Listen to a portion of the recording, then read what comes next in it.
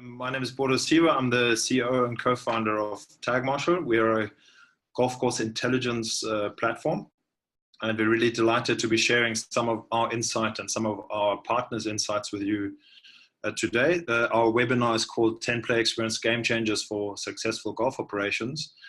And we actually ran this just a couple of days ago with a good friend of ours who's Jim Lombardo from Erin Hills. And you might remember Erin Hills hosted the US Open about a year and a half ago, and they have been working with us for over 3 years. So there's lots of data that has come from them, and Jim is certainly one of the pioneers of our system. So unfortunately he's not on with us today, but we have sort of distilled down some of the feedback and some of the learnings that he shared in our last session, and are excited to be sharing that with you today. I'm joined here by two colleagues, Daniela Viotti and Malcolm Corns, and another friend of ours, Duncan Cruikshank, who's going to run one of the sections. So thanks very much for joining us. Just by means of introduction, we have been in business since 2014. We first introduced ourselves at the PGA show in Florida in 2015. Our operations run in Atlanta. We've got an operational hub in Cape Town, South Africa, which might explain my sort of funny German South African accent mix. We do have a European setup that's run out of Cork in Ireland. We have by now tracked 7 million rounds of golf. We've collected, and Mike mentioned this, a hell of a lot of data. So we're on 900 million data points collected at this point. And we're certainly due to crack the billion data points by end of the season. We work and add value to around 200 courses and in 9 countries. The majority of our businesses in the US, but we're very excited to have some really good traction in England, the UK, and Ireland as well. We're an official partner of EasyLinks, which is a PGA Tour company, and they're really good in that tee times booking and booking sheet and marketing engine space. We are a research and technology partner to the USGA and the AJGA, which is the American Junior Golf Association.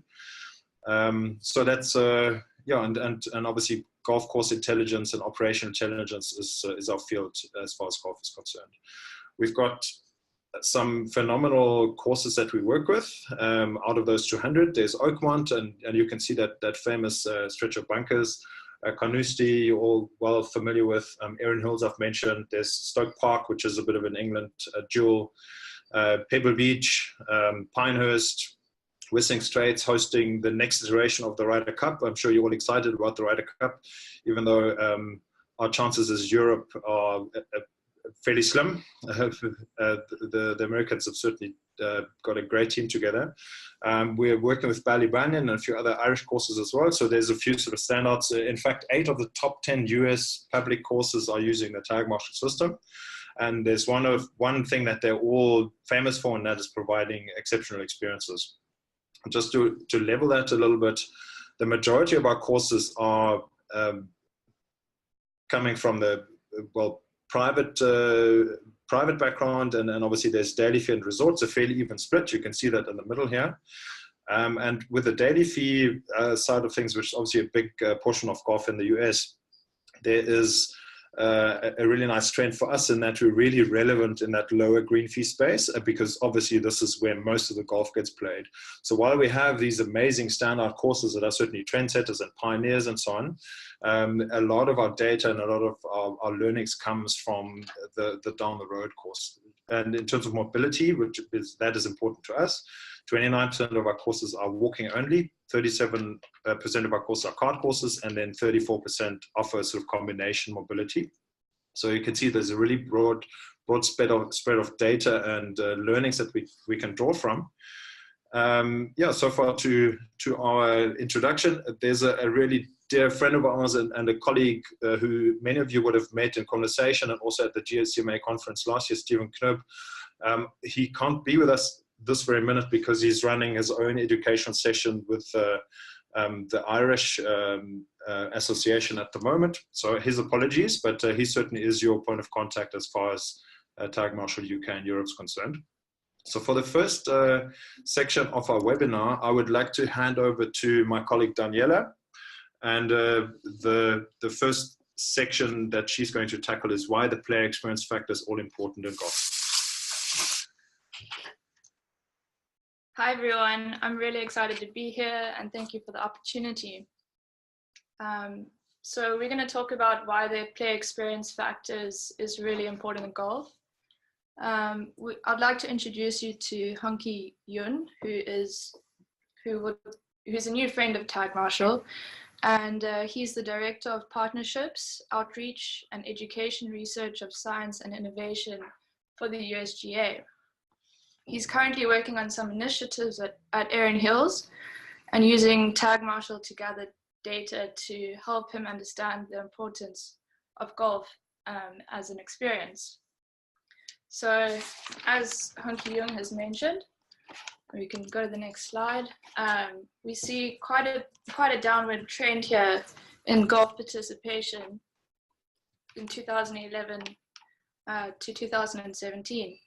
And from, although the game has attracted 14.6 million people, they have a big challenge of a downward of 16.5 golfers who have left during that same time span. So to give you something to relate to,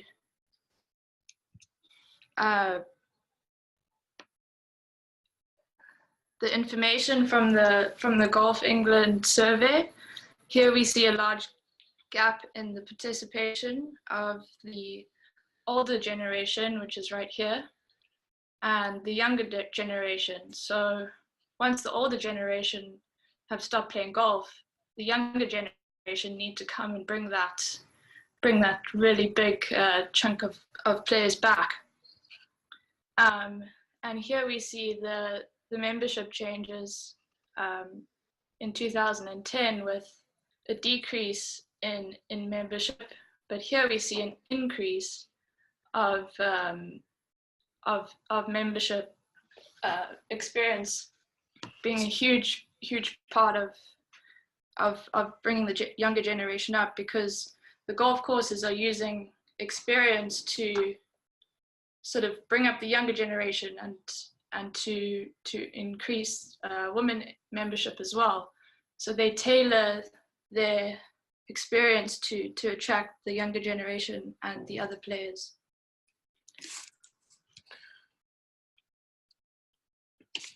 So what Bodo will take you on the next journey of the presentation, and we'll tackle the key reason why we need to do a better job of retaining customers, especially the newcomers. Thanks, Daniela. There's some really nice well correlation with the English data and the US data, insofar that there's a challenge that golf has, in that the generation golf obviously is getting on in age, and you can see that really nicely in the recent England Golf membership survey results. So our challenge is that we need to be relevant to that younger generation of golfers. And also we need to make sure that people who give golf a chance get retained and really well looked after. And this is what Hunky Yun is saying from the USGA. We need to do a better job of retaining customers and especially newcomers. So how do we do that? And the USGA is very firmly defining this by focusing on the experience of your customers. They've, for instance, found that the golf's overall satisfaction in the US is 96%, which sounds okay, but it also happens to be the same satisfaction levels as airlines and the post office. So I don't know how excited you are about dealing with the post office. 69% is a start, but obviously we can do much more, and there's lots of room for improvement. Why this is so important to the USGA and also to the RNA is because they're seeing a very deep correlation between participation and satisfaction levels. So the satisfaction levels and the experience is high, that means participation is high, which obviously is good for golf and that's good for business. So what they're seeing is that, especially in that a lower tier course section, where in the US that's defined as $25 rounds or less, the satisfaction level is actually quite low, that's 50%. And also in that casual golfer section, where you've got around 7 rounds a year played, the satisfaction level is a little bit low. And obviously this is a big challenge because those guys are at risk of being lost to the game.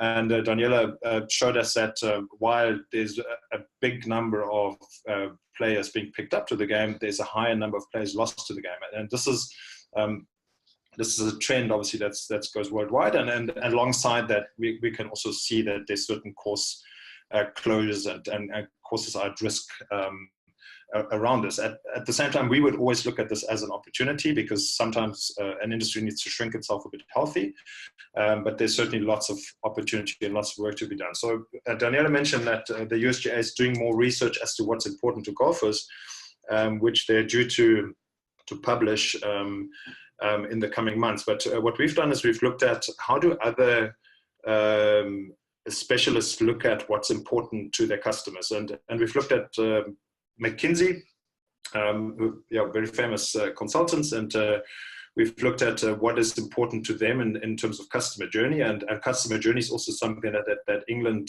Golf Survey speaks to. So they've looked at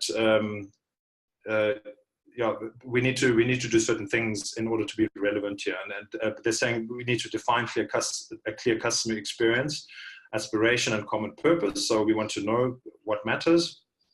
Deep understanding of what matters to the customers, use behavioral psychology. We need to innovate journeys, including digital and design thinking. We need to empower the frontline. We need to define journey metrics and governance systems. So this all sounds very fancy, and you need probably 5 MBAs that are on average 23 years old to sit with you for 6 weeks and talk you through this 100-page report. So we've saved you that.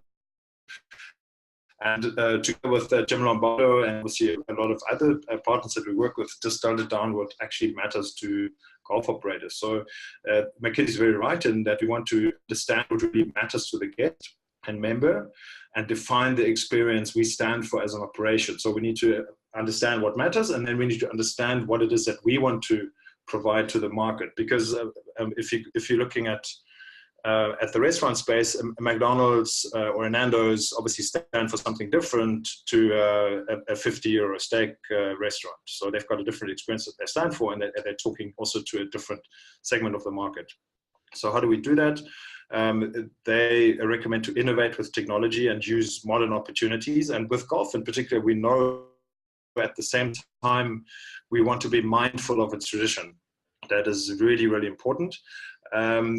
We want to empower the setup, the teams and staff to be aligned with the customer experience. So we understand what the customer wants, we define what we want to provide to them, and we need to align our setup and our teams with that. They need to know what role they play. And lastly, we want to define metrics and ways to measure and continuously improve. And obviously this is where data comes in, and this is where a business such as ours comes in.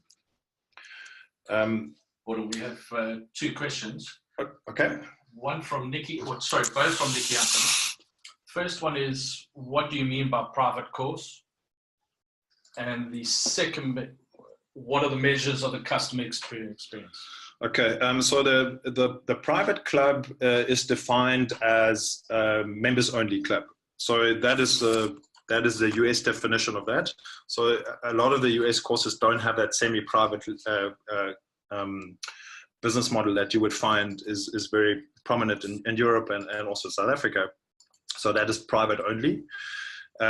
We have the European courses that we're working with there's not enough for us to have a semi-private segment, so we've added those to the private as far as the understanding of course base that we have.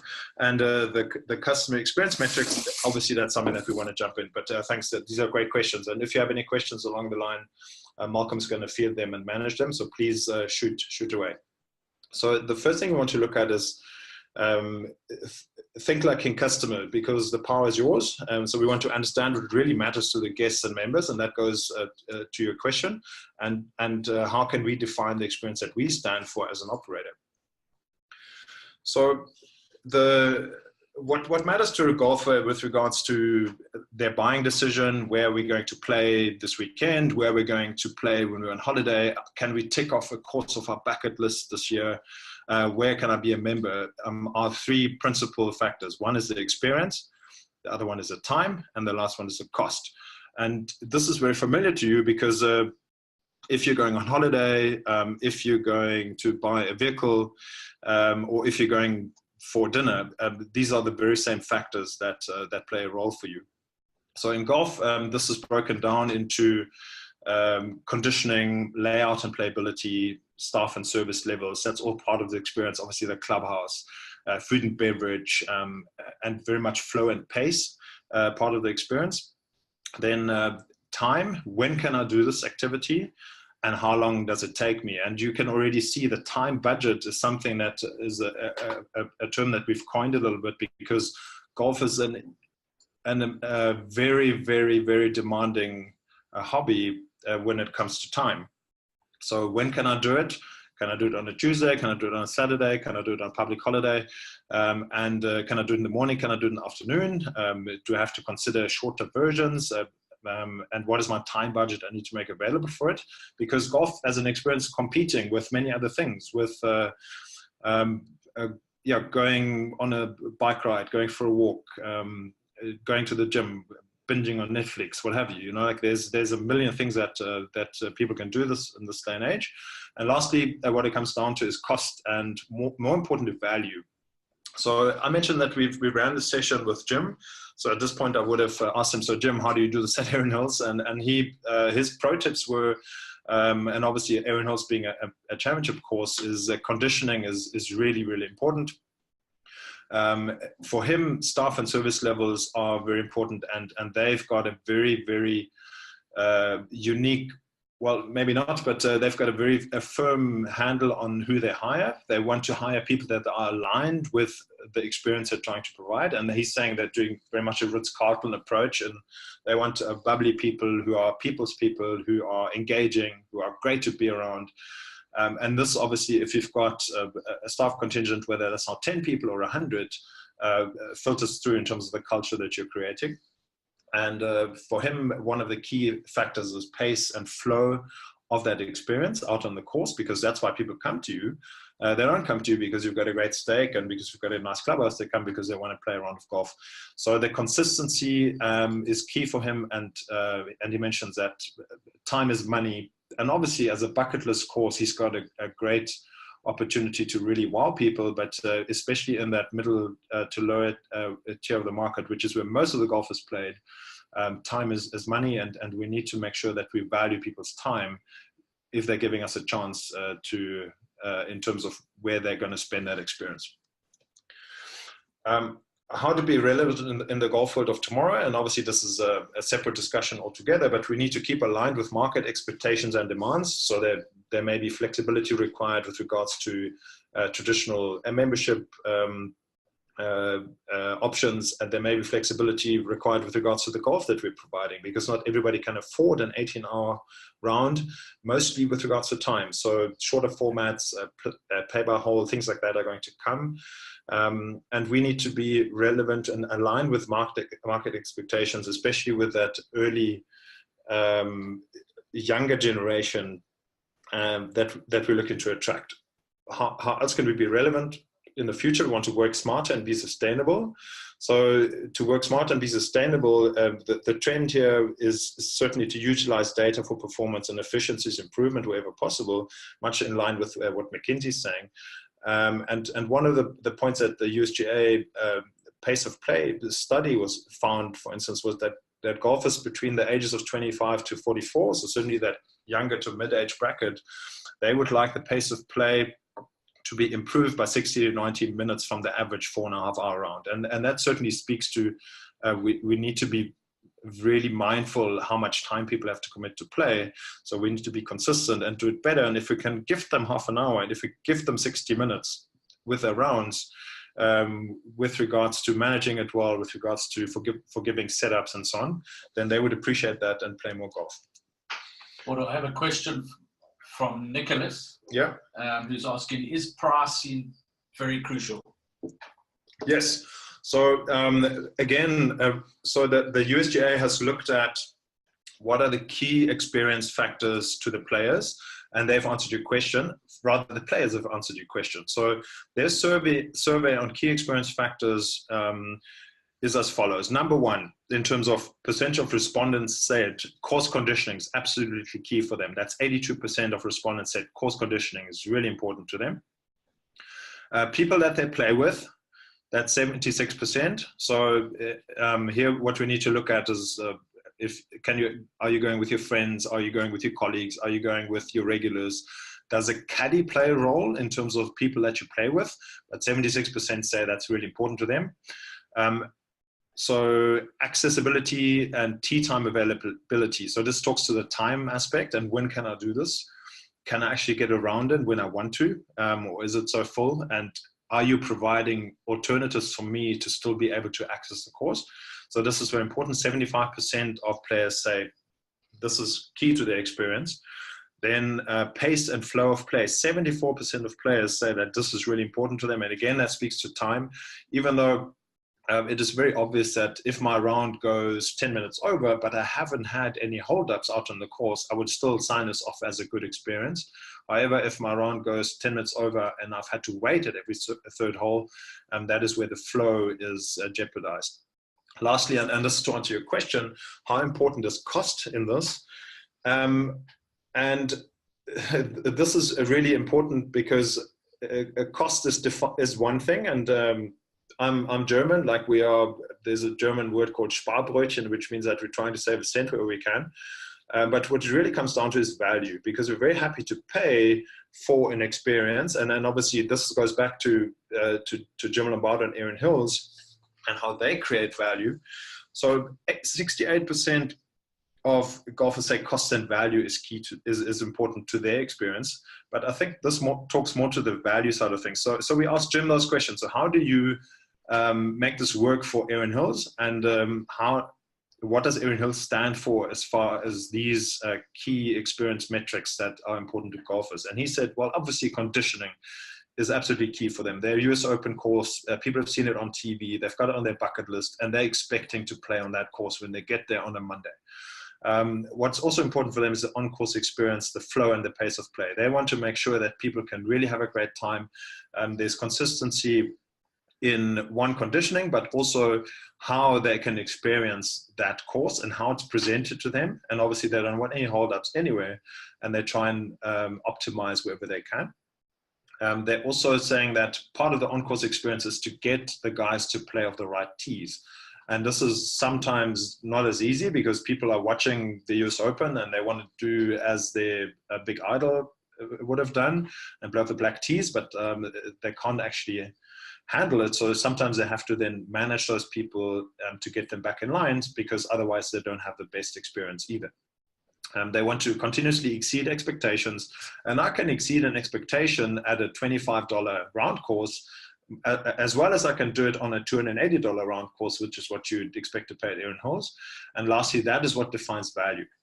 So value is the overall experience that you would have, and that is what you take away from this. And obviously what they're trying to do is ensuring that this is 5-star at all times. So because they know the value that they can get from a delighted a customer, in terms of he will tell all his friends and more people will add Erin Hills to their bucket list, and also they'll come back again next year. So turning those into repeat customers. So this is where value is key. And I hope this answered the question on cost. So if you can provide value, the cost is probably secondary. I have another question from Nikki. Does value differ for the social golfer versus the member golfer? I.e., does the casual player place value higher in the experience? This is a very good question, and I'm not sure if we will have the definite answer to this. But one of the things that is very important to understand is how does a member golfer define the value they're getting. And one of the metrics that they would look at is how many rounds am I actually going to play this season?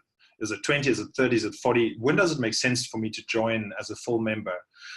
So this is very important. And they trust you in terms of you will give them the opportunity to play, and you will give them a great experience. And this is why they are going to join your course again this year, or this is why they're going to join for the first time. And we saw that there was a big pressure on the market in Ireland, for instance, and I'm sure it may have been similar to the UK, is that winter was a bit longer. The weather was terrible in March, April, and it's still into end of April. So a lot of people were hesitant to sign up for the annual memberships because they thought, can I actually get enough golf in? And now it's May, I still haven't made a decision. Am I now going to convert myself to a pay-to-play player and play a little bit less? Because of cost factor. But if the value is right, and if the experience is right, and obviously everything that comes with that, then it will never be a question for me. Then it's a case of, yes, sign me up, I'm back. So I'm not sure if there's a definite answer to your question, but the key, obviously, and especially in the European market, is to have attractive packages that won't make it a case of, I can save some money if I play less, but rather let me make this work, and the course is going to do anything that they can to get me the value that I'm signing up for. The next section is going to be run by a really good friend of ours, Duncan Cruikshank, who's a very experienced golf industry consultant, and I've picked a nice image there for him. Fertilizing in progress, because signage is one of the things that Duncan's going to look at. So this was my pick, not his, even though he's got a great sense of humor that would certainly appreciate this. Duncan, take it away. Good morning, everybody. Just to start, I'd like to apologize for Bodo's Ryder Cup comment earlier, where he said Europe's chances are fairly slim. They've clearly been spending too much time. Good. No, I've been indoctrinated. Apologies. And so I'm just looking at a few customer experiences, and I'd like to go through, first of all, the non-member, the visitor to your course, and just go through the whole process. You know, when someone wants to come and play at your course, obviously the first point of call is a website, and does that answer all your visitors' questions? Is it up to date? You know, do you have current news, current pictures, etc., etc.? What I've found we really want to do is try to be in the customer's shoes and see your facility from their point of view. So, you know, have you done the customer walk? What is the first point of contact like? You know, if you have a security gate, you know, what is the welcome like there? Is it obvious once the golfer's parked his car where he's got to go? Who's the first contact? Is that person informed, polite, friendly?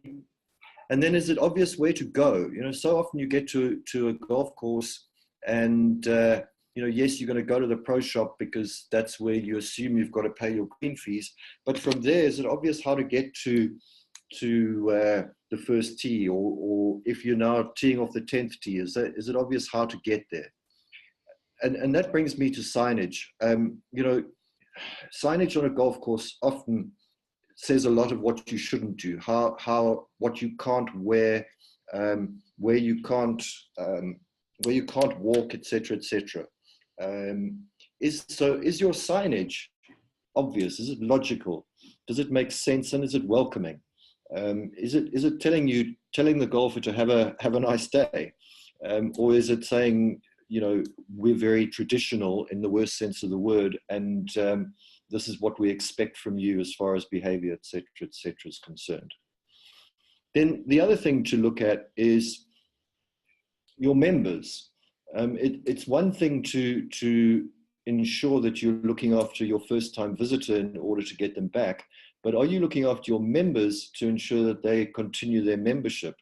And are you treating all your members the same? You know, you may have your regular member who's there 2 or 3 times a week and you know him by name, but do you know the member who only comes twice a year by name?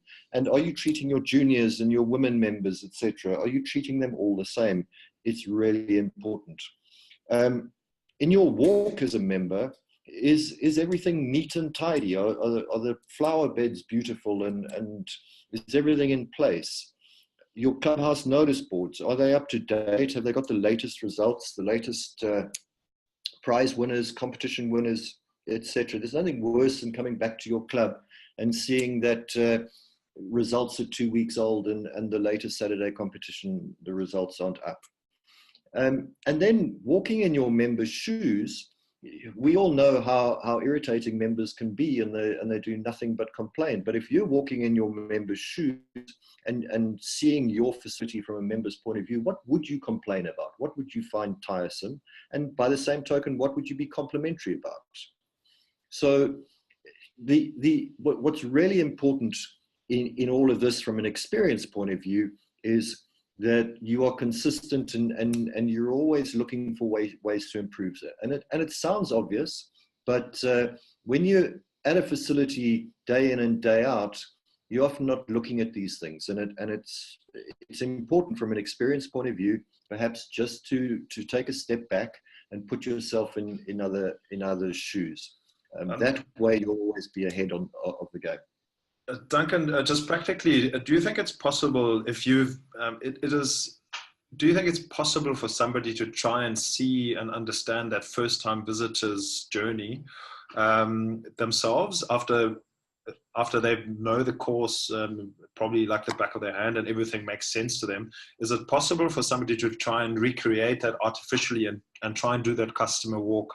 Or would they really have to get somebody that they can follow and trail and play a round of golf with? Because obviously this doesn't just go for the clubhouse, but even the course itself. How would you practically recommend that that somebody goes about trying to do this? Look, yes, you're absolutely right. It helps to get feedback from first timers, but I think we've all been visitors at golf clubs where either we don't work or we're not members at. And so I think generally it's safe to say that we've all experienced that. So yes, put yourself kind of physically and mentally, extract yourself from your day-to-day running and look through the first time visitor filter, I suppose, and really be critical of yourself. And I think we can all do that. Sure, it helps to get somebody else in, but it's a simple exercise to do and worth doing every now and then. Absolutely. Thank you so much, Duncan. If there's any questions, fire them away. So what we've now looked at is walking in your customer's shoes and what it can teach you and how we can empower the setup. And one of the things, Duncan, maybe you've got some thoughts, and we asked Jim that same question in terms of, is the flow of the course logical, where I go hole by hole? Do I know how to find my way to the 1st to the 10th, depending on where I'm starting? And maybe this is also, there's different schools of thought here, signs versus ropes. And obviously there's books that have been written on this. But do you have any comments on the actual on-course flow? You know, what often happens is you'll finish up on a green and it won't be obvious which side of the green to exit the hole and how to get to the next tee. And then as you're getting to the next tee area, it may not be obvious where your actual tee is. You know, so that sort of signage is very simple, but well worth looking at on a regular basis, especially if you're changing your course setup quite often. Where perhaps you've got an exit to your right and the flag is back left. You know, from a pace of play point of view, often people park carts in the incorrect place or leave their bags in the wrong place, and they've got to walk in the opposite direction to pick up their bags and then go to the next tee. These are all obvious things, but things that we often as people setting up courses, we don't take into account, and that's important. Very much so. Thank you, Duncan. So we've looked at empowering the setup with regards to how does it align to the experience that we're trying to provide. So now we want to look at empowering teams and staff. Again, like we obviously are leaning on Jim very heavily here. So I was at a facility the other day and there was an overseas visitor, which they get often. And they'd obviously made the trip and they now we're excited to get out. It was a beautiful day. The sun was out. And they asked the starters, do you have any playing tips? And he said, well, hit the ball straight. And obviously that's great for a laugh, but there was no follow-up. The visitor really didn't feel all that appreciated. He just wanted to know, like, yeah, so I've made a decision to go and play at this course, and I'd really like some playing tips that adds to my excitement, like tell me about your signature holes, tell me about how to play in this weather, like what's special about your course. But he got nothing from the starter, and unfortunately that was an opportunity missed in terms of delighting that visitor. So we asked Jim, and we said, well, obviously that's not enough, but what can we do, like as managers? How can we empower our staff? And again, he went back and said, well, it comes down to hiring the right people, so that you have staff that really care about the experience. Ultimately, you want them to be course experts as much as that's possible. They need to be informed. They know the key history of the course. They know the attractions. They know the signature holes. They know the setup. If there's any changes in setup, everybody should be aware of that, because you're all adding to the player experience, and you need to be passionate about your course too. One of the things, that he mentioned is that anyone who's got any touch point with the guests and the members should just love to add value to them and make the guests stay exceptional. So this was how they do it at Aaron. Is he said like they script out a lot, because not everybody is, while they may all be bubbly and friendly and do it service with a smile, not everybody is as confident in answering questions, especially if they're left of field. So they try and help them with scripts, and they try and help them with providing an outline of what's important and how to answer questions. So the next point we want to look at is how to turn marshals, starters, and player assistants into service managers. Because the times where a marshal is a marshal that goes out with a big stick or a whistle or an angry look on their face and chases people across the course, it really is passé. And obviously also the starters, and if there are player assistants, which is often what a marshal is called nowadays, how can we turn them into service managers? And really align them to that experience that we're trying to provide. So that is key, again, also for Jim. And he's saying, look, the guys are here and they're giving us a chance to impress them, and they're giving us a chance to delight them. So nobody on our staff is here to do anything but that. So he's had some really, really good tips around how to, if you've got a marshal, or even if you run marshalling ad hoc from the pro shop, make it very clear that you are here to help. So one of the things that they're really smart about at Erin Hills is they would never go and approach a group and say you're slow or you're holding up play, because that is a negative sentiment right from the get-go. He would say like, rather, hey guys, you're out of position. I'm here to help you. And you're probably not aware, and here's what you can do. So this is now constructive. Again, going back to scripts, they've got a starter script that is very important to them, and also they empowering the starter to really vet the players, find out about their handicap, find out about their mobility, and help them play the appropriate tees, which adds to their experience, and also just keep them mindful of what they need to do to be part of a great day for everyone out there. So they've got certain expectations that they pass on to the players in terms of keep up with the group in front of you, and we're expecting to come through at around 4:20 today, or whatever the time is. And very, very important, just to make sure, because often also players, especially if they're new players, especially if they haven't been at your course, make sure that your team really shares that message of, this is your course to enjoy. We're here to really make sure that you have a great time. So this is something that stuck with us. It is your course to enjoy, and really take a great experience from. Lastly, the expectation of tomorrow's caddies. And again, like this goes back to experiences that one may have had with caddies that are just doing their job versus the caddies that are actually adding experience. And not every course has caddies, but caddies they're really like a superpower to a course, especially when it comes to visitors. And why? Because they spend more time with the player than anyone else on the course. So they're there for the entire duration. So what's the expectation? So at Erin Hills, for instance, they want all their guys to be knowledgeable and informative. They want them to be entertaining, because they're going to walk the walk with their guests and really add value to the round. So it's not just the case, hey, I'm here to help you pick the right club and carry your bag, but I'm really adding value to your experience. And they go so far as to say that often return guests request the same caddy, even if they're back after 3 years. And that speaks to personalization of the experience. So wherever they can, they would then also provide that and say, yeah, Jim is still with us. We've booked him for you. And again, the guest is now delighted because their experience is personalized, and they can pick up from where they started last time. So the next point we want to look at is the importance of data to a successful golf operation.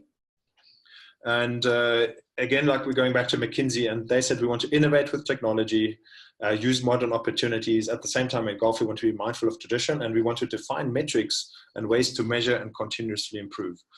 So why do we want to look at data? So data in itself is not all that valuable unless it gets turned into information, knowledge, insight, and ultimately it turns into actionable data that I can really use and business intelligence.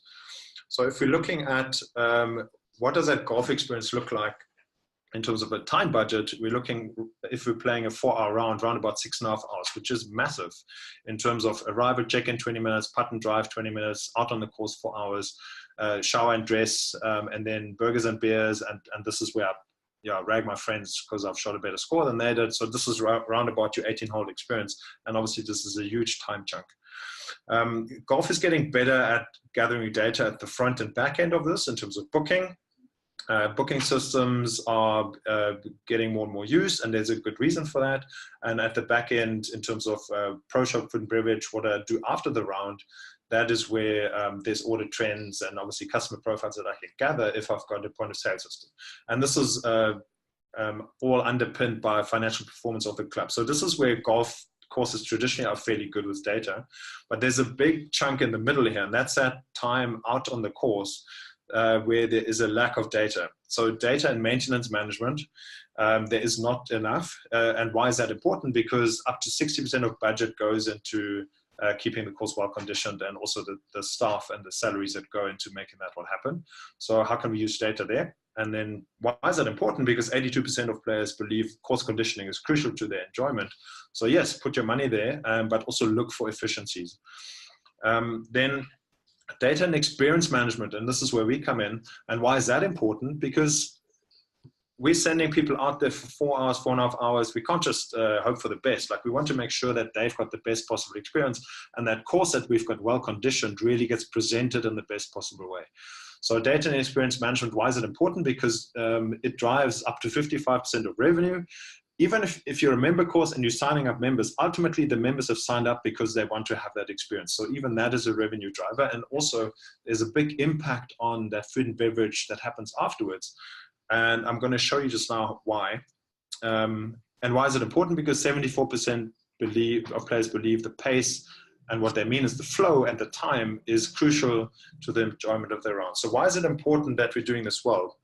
Because if we're starting a group 20 minutes late or later than they expected, and we're playing them 40 minutes over, we've effectively stolen 1 hour out of their time budget that they've made available.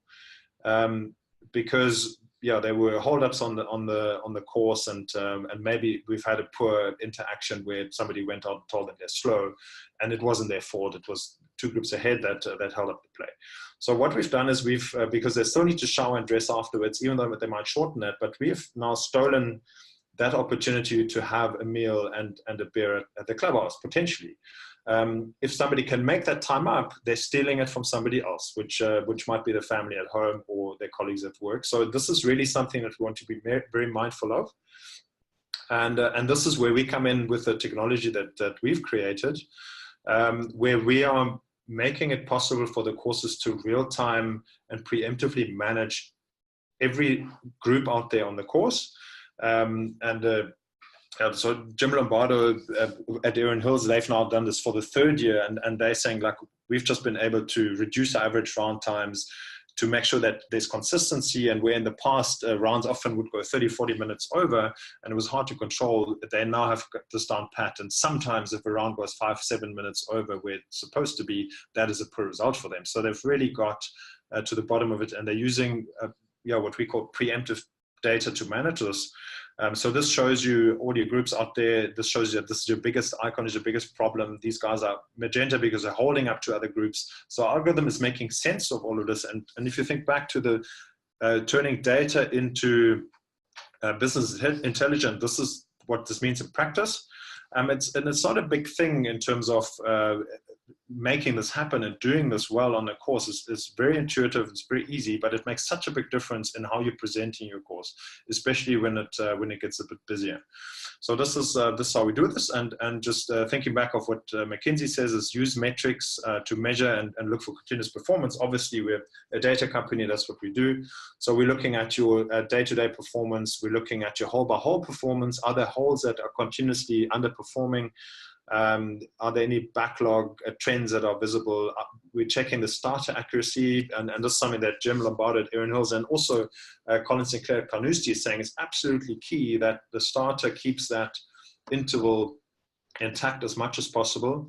And this is really where a great round of golf starts, if that's done well. And then we've got one metric here that we call the pace distribution, where we're really looking at how many of our groups are coming through on pace or quicker, within 10 minutes, within 30, and so on. And obviously, we don't want any that are going 30 or 40 minutes over, because that means that we've stolen time of theirs and the experience has been less than optimal. Another thing that Jim is and the crew at Erin Hills are very big on is understanding their course as well as they can. So they want to understand, how do our days run, Monday versus Tuesday versus Wednesday.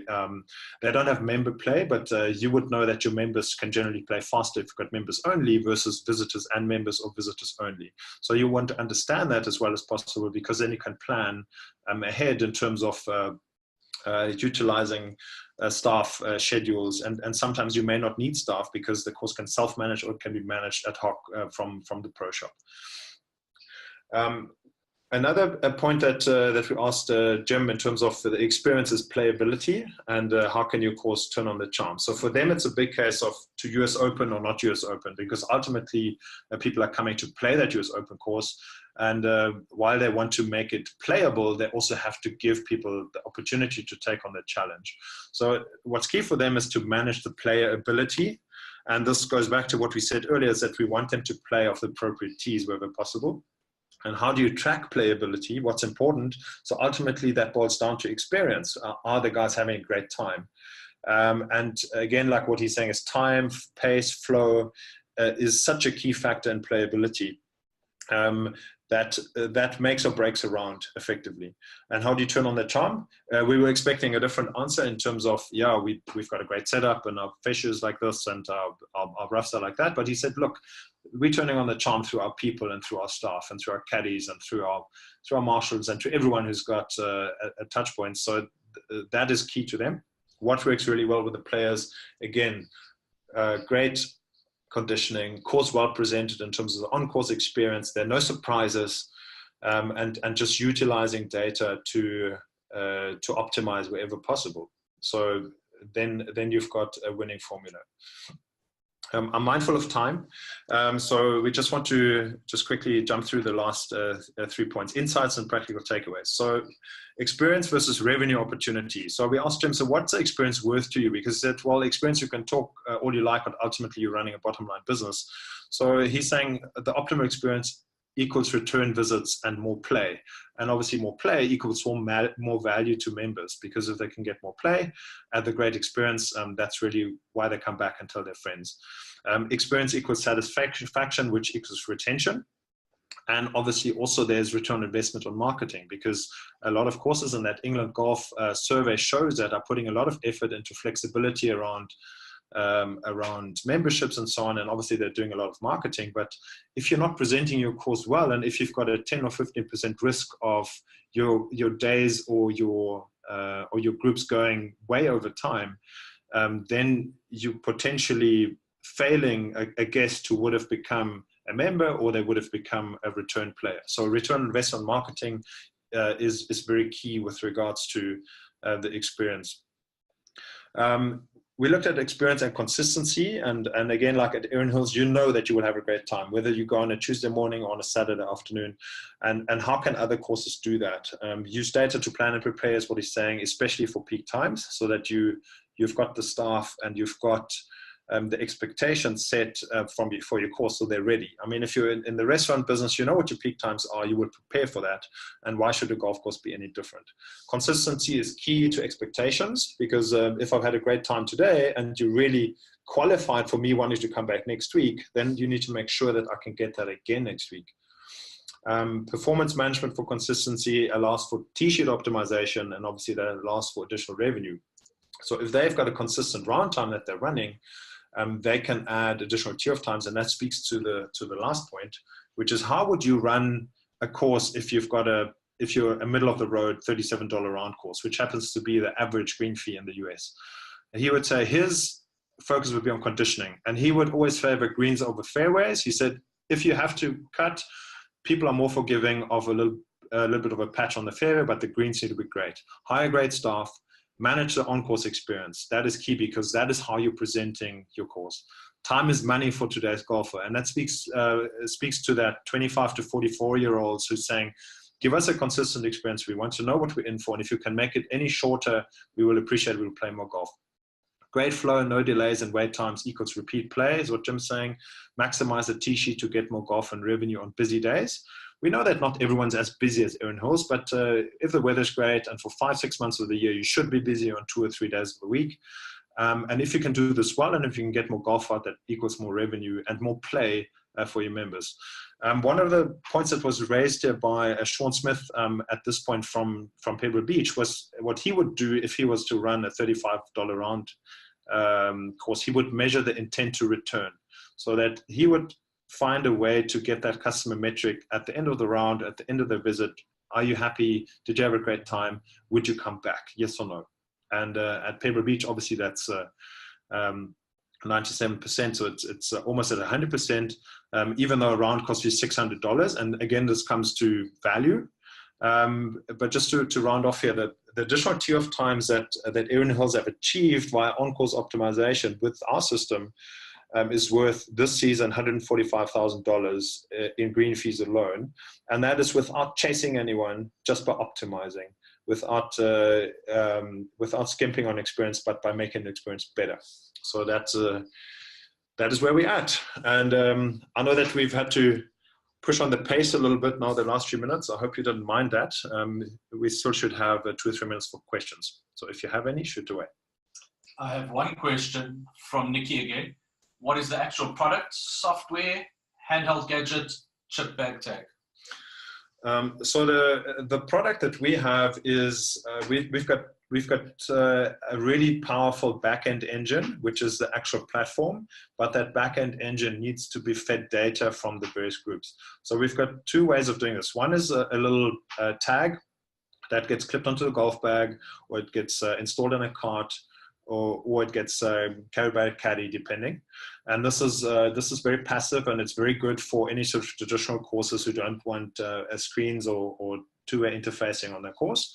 And then we do have another version, which is a two-way interface a device that can send information back to the players in terms of weather warnings, in terms of pace updates, so the players can self-manage. And also has a rangefinder or a yardage, an app that's part of it. So this comes, and we believe that it's firmly in the interest of the course to fully manage and control this device set in terms of they've got 100% line of sight of every single group and every single round out there, which is why we don't do an app version, because app adoption and management of players or guests and members and getting them to run an app and getting them to adopt and getting them to make sure their phone is on for the entire duration of the round is really, really tough.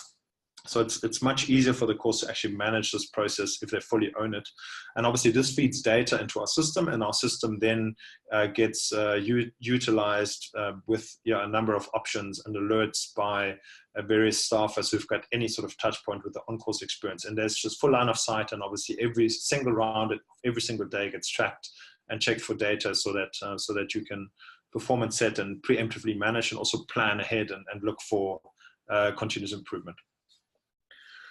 So we're on Stoke Park, we're at Hadleywood, we're at Carnoustie, we're at Ballybunion, we're at Waterville. We've got a number of sort of GCMA associate clients that we'd also love to get in touch with if you wanted to get some first-hand experience. It's absolutely. Fab. Thank you, Bodo. I think if there's no more questions, I think that probably wraps us up. That was, yeah, fascinating. Were your contact details on one of those slides there, Bodo? Or is there another one?